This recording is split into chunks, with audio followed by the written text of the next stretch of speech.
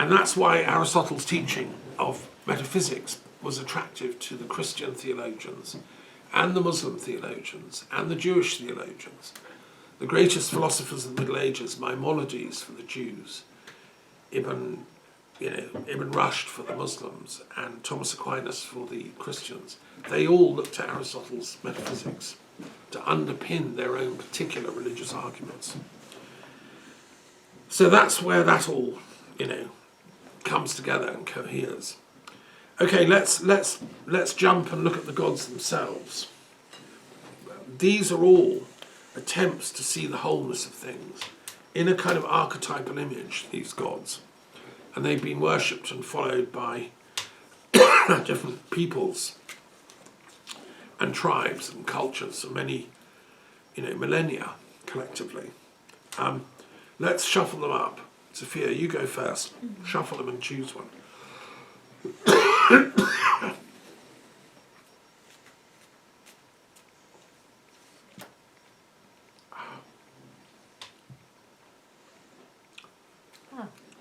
Aha, that's a good one. Right, have a shuffle.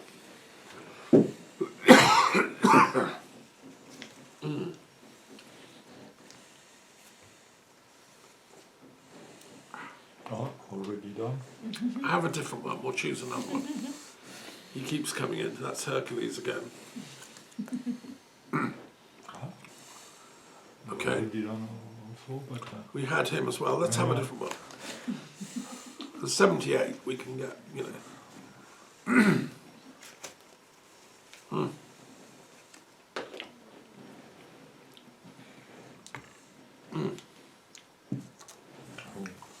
Okay, that's a new one. Right.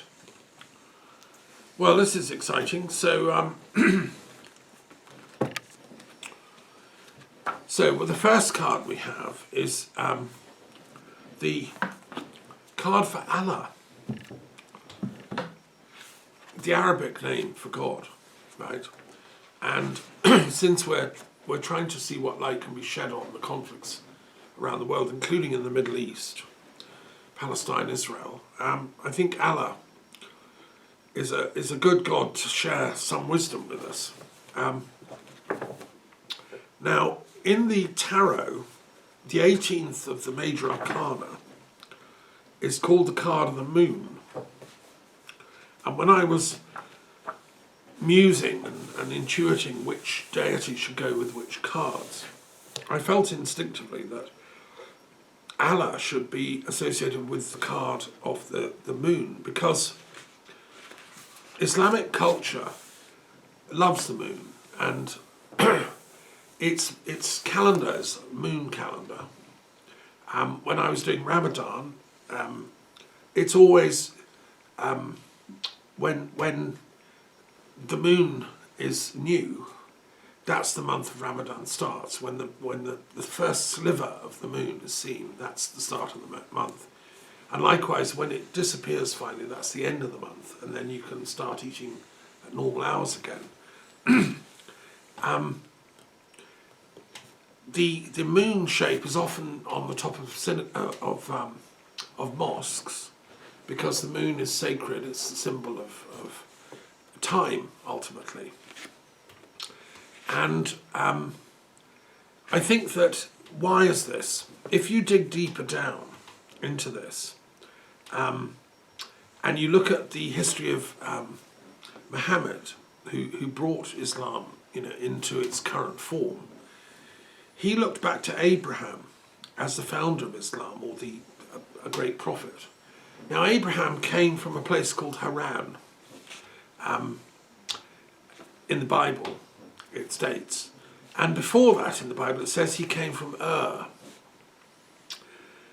Now, people of wisdom, and I include Maimonides here, worked out that Abraham didn't come from Ur of the Chaldees in the south of Iraq, but rather he came from what is called Urfa, or Sanlurfa, in modern-day southeastern Turkey, which was at one point called Edessa, and was a very ancient part of the world. And it's by the closest, oldest temple Göbekli Tepe, known to human history, 11,000 years old, they found these strange megalithic shapes in a hillside just near Sanliurfa. Muslims have always said that's where Abraham came from. And just near it was another place called Haran, which is associated with Abraham. And Haran was famous for the worship of the moon god, Sin, from most ancient times. And it had a pagan temple to the moon right up until, medieval times, early medieval times. So putting two and two together, I think we can say that in Abraham's time, Abraham was actually a pagan from the worship of Sin, the moon god. And there's many clues if you look into this in depth, as I've revealed in my text. You see, sunshine is so hot in those desert regions that you can only really move about at night. You come out when the moon's bright. And, I think that Muhammad himself travelled to Haran. I think he knew this. I think it came down his lineage verbally. And he would have gone there and travelled as a merchant. So I think this is why the moon card is appropriate for Allah. What else does the moon stand for? Well, it stands for intuition, the development of psychic and spiritual gifts, which Muslims believe in.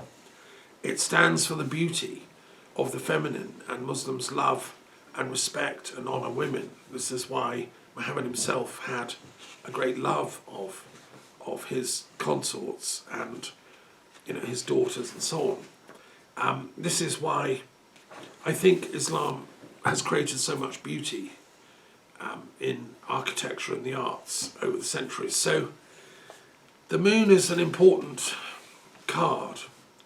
It represents the unconscious mind, if you want. And Muhammad was obviously able to access the collective unconscious in the revelations that come through as the Quran. There are things from the collective unconscious that are coming through, as Jung attested.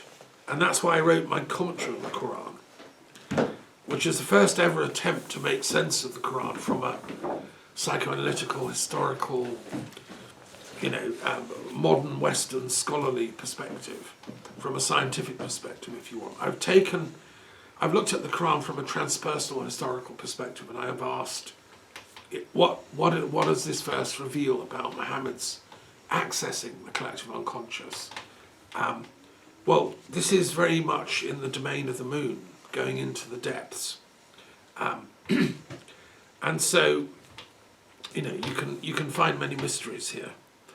So anyway, I recommend people to read the text on the moon, Allah, card 18, in this tradition. And research the god, Sin. I also can say that if you read the text, you learn that in the Hebrew tradition, the moon is also important.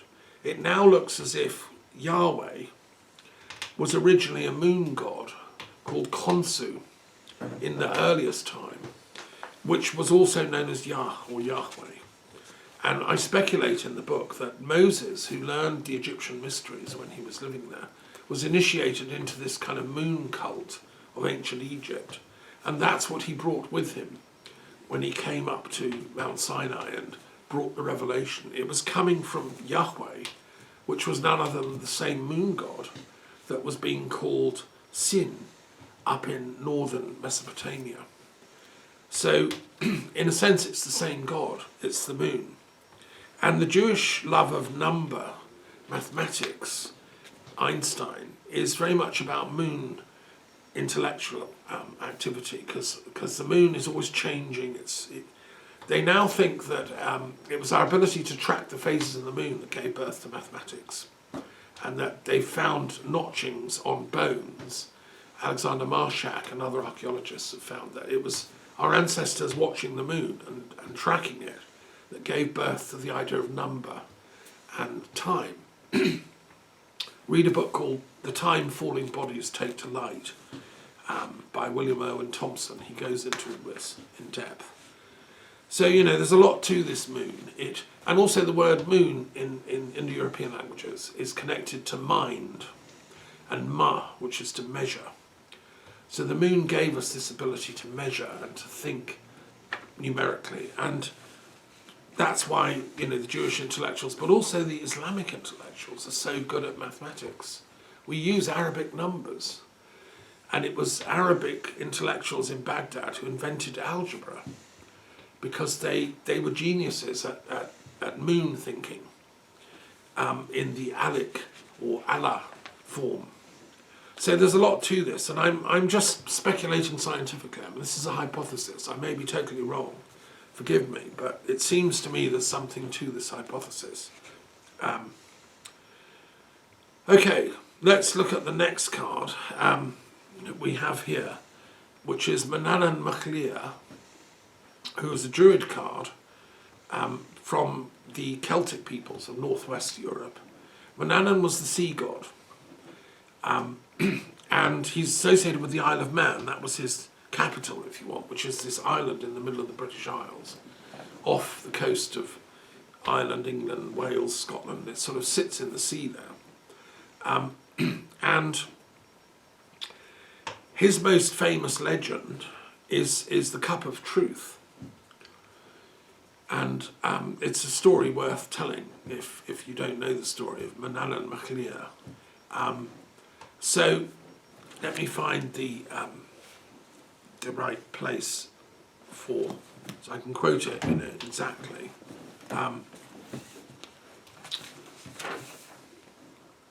He's associated with the Nine of Water in the Tarot of the Gods, because he's obviously a water card, being a deity of the seas. And he links to the Nine of Water, therefore.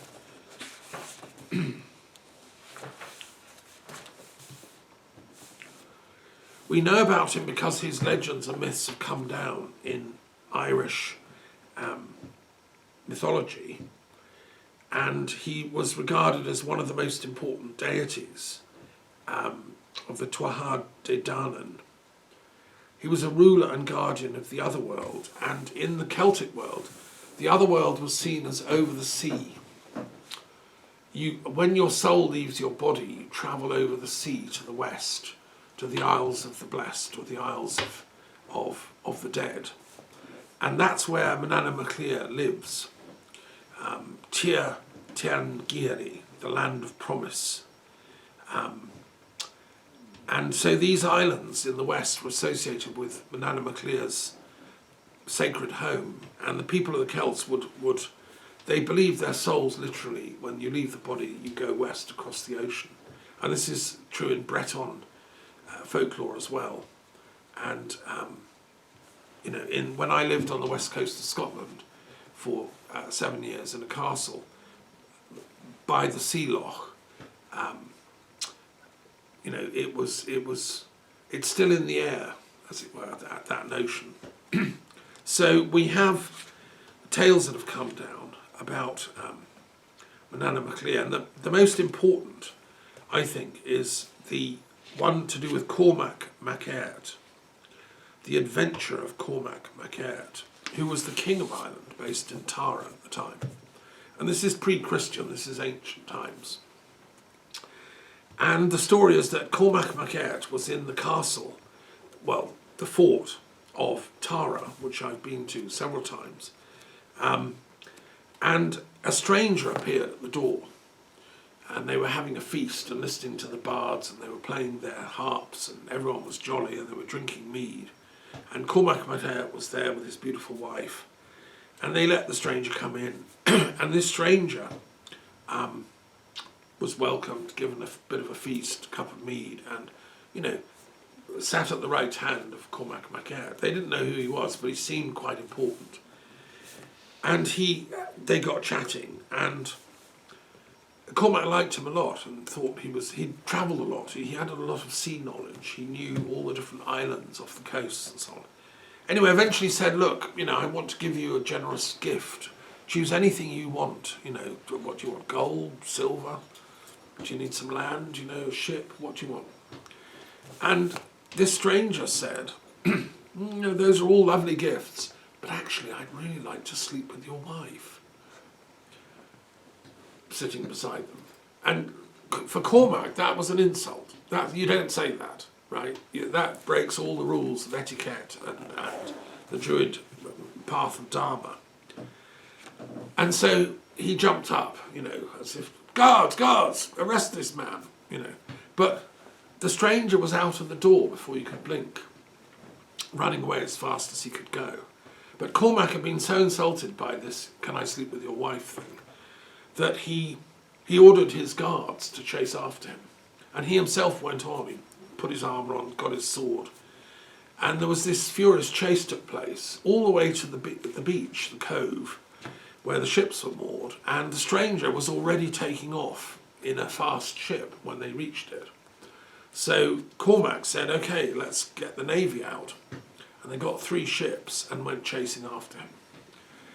And for 2 days and 2 nights they chased on the waves after the stranger's ship, and they could never catch it. However fast they went, it was always just a horizon away. They could just see it in the distance. Finally, on the 3rd day, they came to an island, as in the fabled islands of the West, and they arrived and they saw the stranger's ship was already moored there.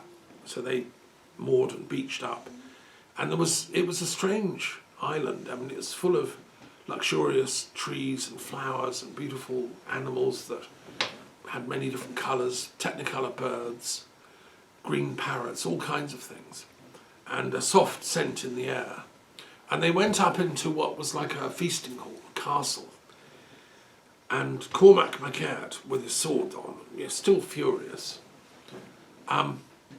went in, and right at the end, on a throne, was the stranger. What's going on? They didn't quite understand. There were guards everywhere and so on. So he walked up, and Cormac said, well, how dare you insult me like that? Who are you? I've come to take my revenge. And the stranger looked at him and smiled and said, well, I'm actually Manannán mac Lir, the Lord of the Seas. Oh, well, I wish you'd told me that before. I mean, I might not have reacted quite the way I did and come chasing after you. Obviously, you're a god and I'm only a king. I can't exactly take my revenge on you. Why on earth did you want to insult me like that? What was going on there? And Manannán said, in a beautiful voice, rushing like the waters, said, I knew it was the only way I could get you to follow me, O king, because you're such an important person. You would never just follow a stranger. I had to say something outrageous that would make you come chasing after. So Cormac sort of relaxed and realised, yes, this is a god. He's quite intelligent. And they got chatting. And he asked him, well, why did you want me to follow after? And Manannán mac Lir said, because you are the wisest king who's ever lived in Ireland, but you're lacking one important thing which I want to gift to you. Oh, what's that? Said Cormac. Well, I want to gift to you the cup of truth. And he gave him a chalice, a beautiful chalice. And he said, this, O king, is the final gift you need to rule righteously. If anyone speaks a lie in front of this chalice, it will shatter and break. It can tell you who among your courtiers, who among your so-called friends are actually lying and deceiving you. And then if somebody speaks a truth, it will come back and form again into one whole. And Manannán said, this is my gift to you, O king, because as the wisest king, you need to know who among your friends you can trust and rely to speak the truth to you. And Cormac was obviously very delighted and grateful, And after a feast and an overnight stay, they went back to Ireland on their boats, and he brought with him the chalice. Now, I regard this legend as really important for our time. So I would say, how does this apply to us now in the modern world? we desperately need to find Manana Maclear's cup of truth, because so many politicians and leaders have made lying an art, and social media has amplified their mischievous lies. If you look at what Putin has done by weaponizing the war against Ukraine as a sort of righteous war, even though it's utterly illegal in international law, and a mad action hurting the Russian people as much almost as the Ukrainian people, you know, the cup of truth would shatter if Putin uttered his lies in front of it, and Lavrov, his henchman. If you look at what Trump did when he was president, and he was a lackey of Putin, again, endless lies stream from his mouth, and they still do. But they've confused the American people and people around the world to think, I mean, you know, that he's a righteous man because he speaks lies with a sugar coating that makes you think, maybe there's something to it, you know. But the point is, that's why we need the cup of Manana Maclear's to actually distinguish between the two. And in England, we've had Boris Johnson, again, a lying Prime Minister who brought Brexit, the worst foreign policy disaster of British history, modern history, and yet sugarcoated it as, oh, it's fine, it's great, you know, it's democracy in action, it's what we want, even though it shatters the ties between Britain and Europe, which have been there, you know, for many decades, and before that, you know, the cultural ties between Britain and France have been there since, you know, centuries. So, let alone Scotland and France and all the parts of the British Isles, we belong, in my opinion, in Europe, and the Irish included, and yet Boris Johnson said, no, you know, it's all great. So he, of course, has now just said publicly he can't wait for Trump to be re-elected as president. Well, the cup of truth shatters when people speak these lies. So applying the Manana Maclear story to world politics, we come to my project for making truth-telling obligatory in Parliament. I've put forward, I have a website, campaigningagainstpoliticallying.com, and I believe it should be an offence for an MP or a Lord to speak a lie in Parliament.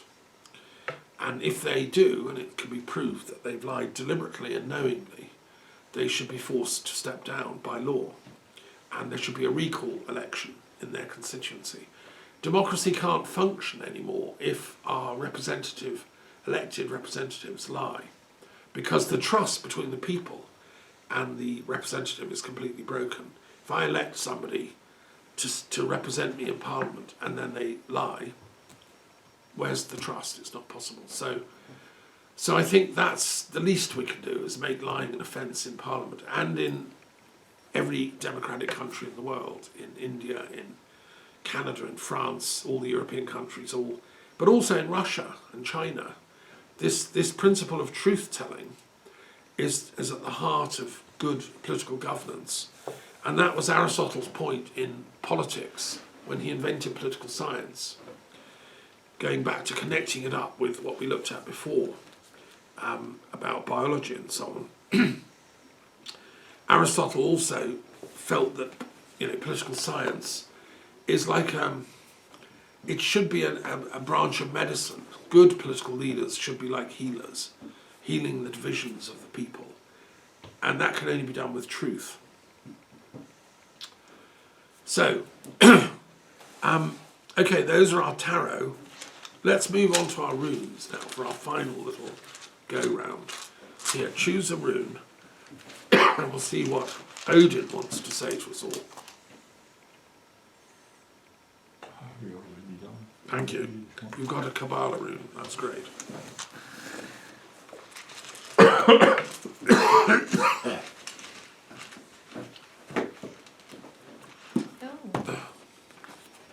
He's broken.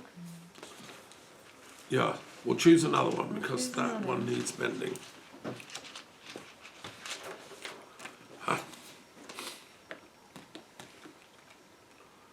Aha. We had that one. We had that one last time. So maybe choose a different one for a change. There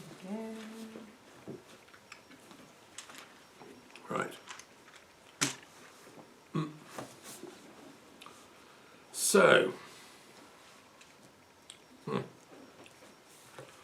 so I'm going to base what I've got to say partly on my book, The Kabbalah Runes, and the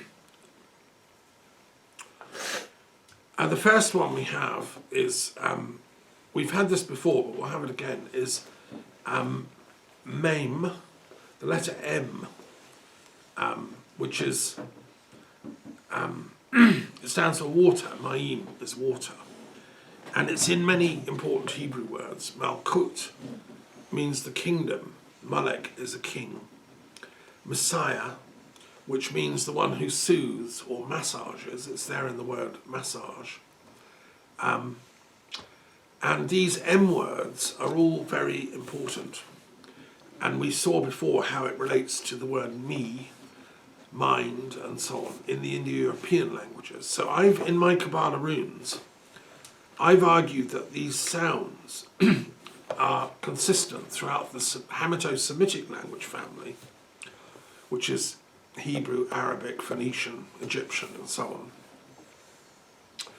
and the Indo-European language family. And what's interesting is that we've got Manaz, the other rune we've got is also the M. So you've got two M runes. One is in the Hebrew form, Ma'im, and the other is in the Norse runic form, Manaz. And so they're both re-emphasizing that we can only solve these conflicts at the level of the self. Manaz stands for the mind, the innermost meanness of things, the Atman within us all, and mankind. The problem, the common connector of all the problems we're facing on the planet is mankind. And we've forgotten who we are. We've forgotten what mind is. We've forgotten how to think properly. And we've forgotten how to muse, because the word muse, which means to think deeply, comes from the same Kabbalah rune of And when we do think deeply, we go,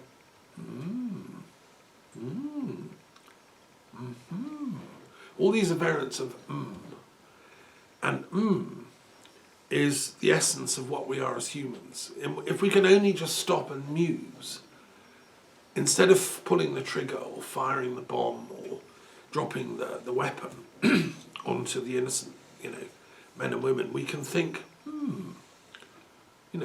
is this really what I want to be doing with my incarnation now? Is this who I am? Also, the idea of the mean. Aristotle, in his Ethics and his idea of virtue ethics, proposed, it's very confusing to know what is right action sometimes. We're confronted by choices all the time. Should I vote right or left? Should I live here or there? Should I marry this or that person? Life is a constant stream of ethical choices. How are we to know? So Aristotle, being a scientist and a doctor, thought of a very pragmatic, practical way, which I've written about in my book on ethics.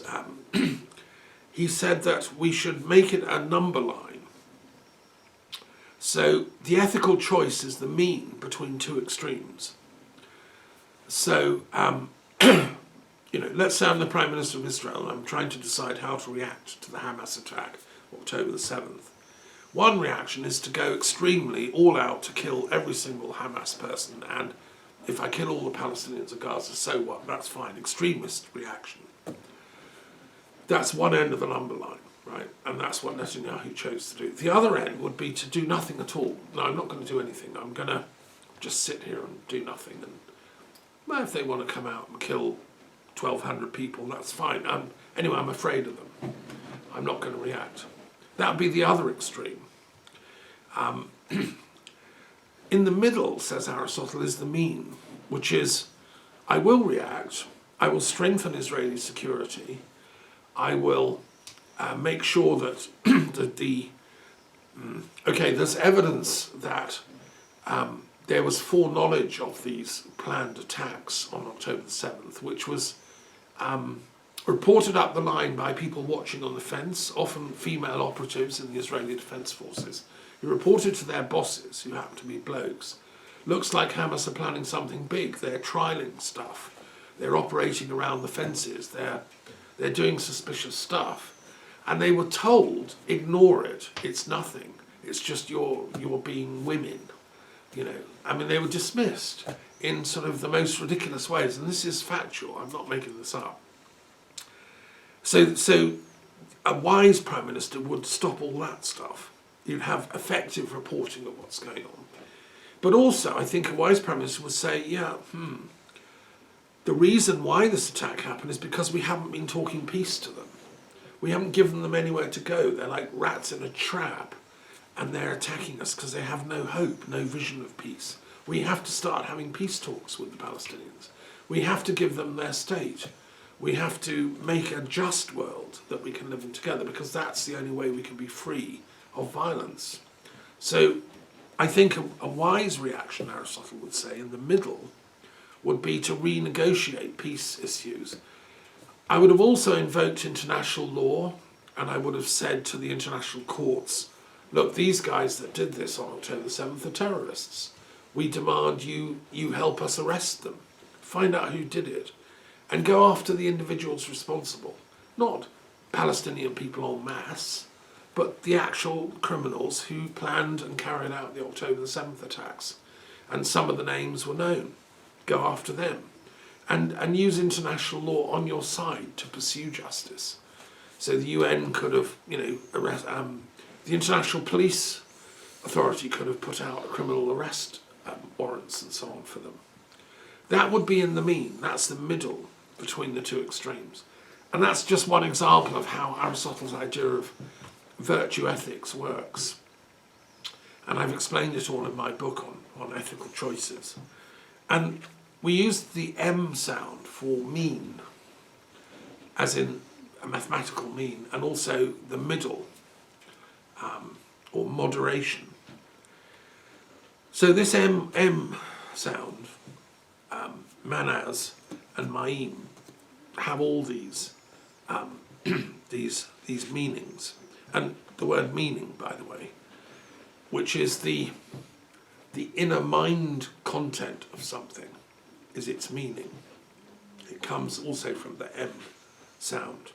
For Buddhists, we have the word Maitreya, the next Buddha, who's the Buddha of friendship, teaching, in a sense, the power of the M.